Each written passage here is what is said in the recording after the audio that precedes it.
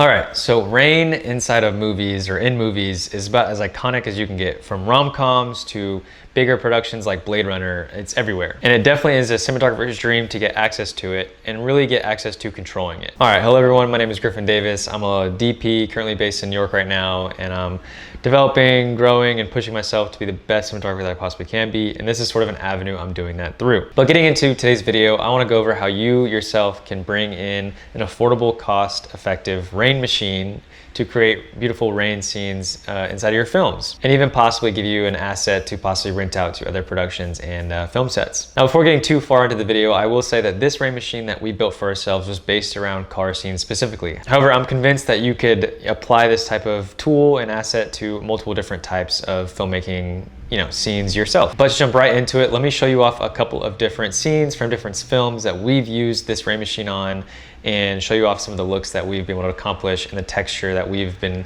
able to add to our film.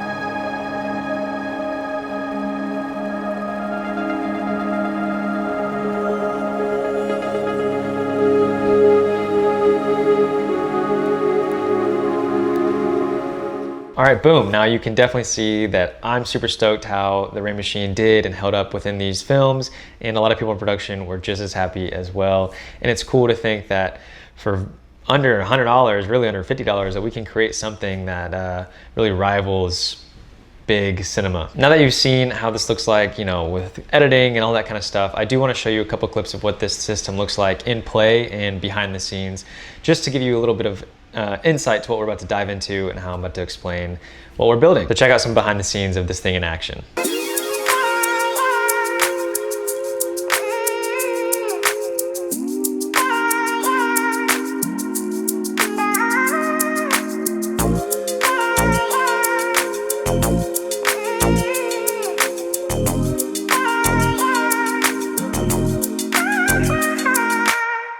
As you can tell, this system was perfect for a single car shot, especially stationary. That being that we have full adjustability of the water flow and how wide that water goes, and it gives us perfect operating around the car and not getting wet with the camera, even just in a little umbrella handy. So super cool and adjustable. Seeing what it can do for your film, I'll help break down everything that we need to kind of make this tool happen. Here is the full extensive list of what we bought initially from Home Depot to make this happen. All right, and breaking it down, we have our first item, which is one-step PVC cement.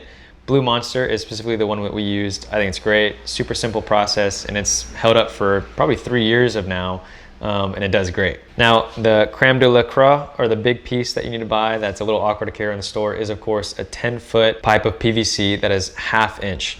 Everything is based off of 1/2 inch for our scale. I think that you get the best type of pressure with it. Maybe you can go a little bigger.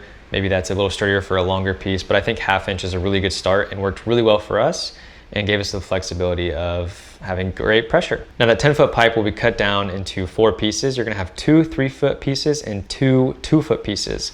Your 2-foot pieces are gonna go in the end, and your 3-foot pieces will be in the middle. These pieces are all pretty much connected with 1/2 inch PVC S by female pipe thread T pieces. These are kind of where you have your butts of 10-foot all strung together, and then gives you access to thread in, which we'll go into later, our sprinklers. On one end of our 10-foot system, you'll have a 1/2 inch PVC socket cap. This will be the end of our butt.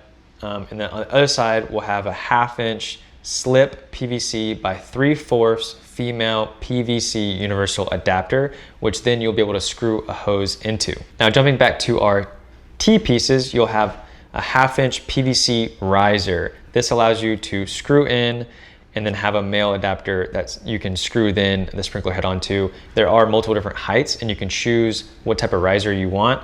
We originally had a 2-inch riser. However, I think we can get away with just having a normal male to male end.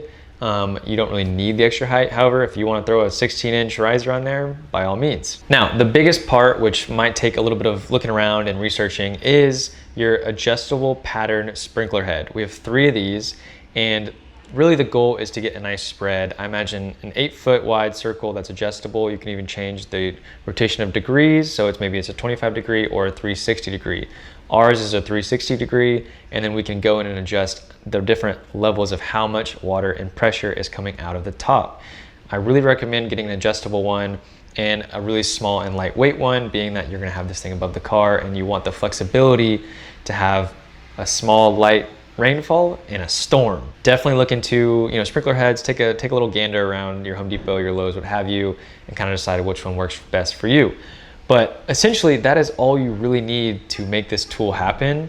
Now, obviously, you're gonna need a hose. I would really recommend a 75-foot long to 100-foot long hose. Just gives you the flexibility of working around a car, equipment, what have you, all that kind of stuff. Now, for supporting this entire thing above a car and being safe, we want to go into the stands and the support system for this rig. Now, there's a couple different options you have here, and really it's just about the type of triple risers that you have. For us, we use 2 combo triple risers that were grip stands. I know that they make electric ones as well. However, if you have electric stands, I would really recommend, or you really need 2 lollipops to go alongside your 2 electric stands.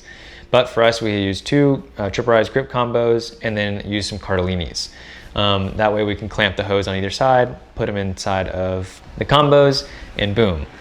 Now, I really would definitely recommend weighing down your stands as much as possible. A little extra protection, right? When working over cars and vehicles, especially other people's equipment or vehicles, really, you wanna make sure that we're not gonna ruin or fall or any type of stuff of that. So having those stands nice and strong is awesome. I would really advise not to use C-stands, as it just is a lot of awkward weight with especially the water going all into the top. I know the PVC alone is not very heavy, but with water, everything like that, it can get heavy and you don't want a collision to happen.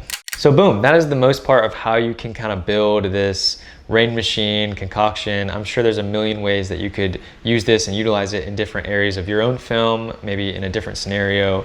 This one was really meant for car scenes, like I mentioned, and I think it worked incredible. But by all means, have as fun as you want, use your imagination, make multiple. I will say this is about 10.5 foot long, and I think there was enough bend in it to where we were safe with using it, but we wouldn't go any longer without adding extra support, maybe in the middle somehow with a menace arm or what have you. So something to think about. I wouldn't make a 16-foot long one and expect it to hold up with all the water inside of the PVC pipe, being it's just kind of a plastic. So all right, that is how to make an own rain machine and to utilize it within your own short film or commercial, what have you. The world is your oyster, like I mentioned. I hope this was helpful. I really appreciate watching. It's meant a lot for all the support on the YouTube and this long form content kind of stuff. Yeah. Build your own, send pictures, tag us, whatever you gotta do. Thank you so much. I'll catch y'all later.